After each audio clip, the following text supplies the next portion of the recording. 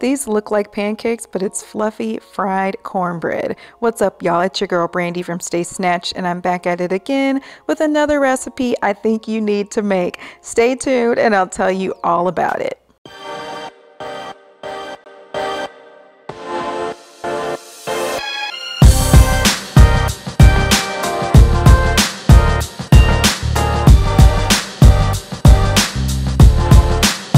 What's so great about this recipe is you can serve it sweet or savory. You're going to need self-rising flour, yellow cornmeal, some baking powder, and salt.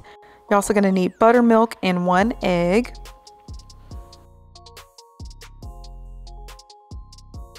I'm going to go ahead and beat the egg.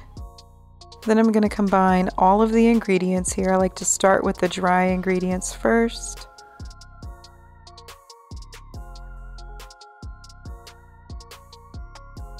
Gonna give everything a good mix and make sure that the dry ingredients are combined.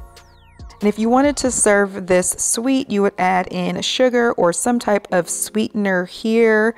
You can even add in some cinnamon if you really want these to kind of taste like pancakes. Now I'm gonna drizzle in that buttermilk along with the egg. And then I'm just gonna whisk this until combined. You don't need to do a heavy stir here.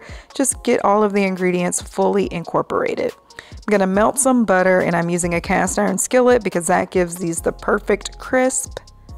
Then once that butter is melted, I'm going to add in the batter. I add about a half a cup of batter for each of these. I'm going to call them cornbread cakes, but if you want the smaller dime-sized one, you can use 1/4 of a cup. I like to make these a little larger because we usually eat these with butter drizzled on top of them. I love to pair them with chili or just have them as an appetizer or a side for pretty much any meal. And typical pancake fashion, flip these over once you start to notice the edges are crisping, and you'll notice some bubbles within the batter.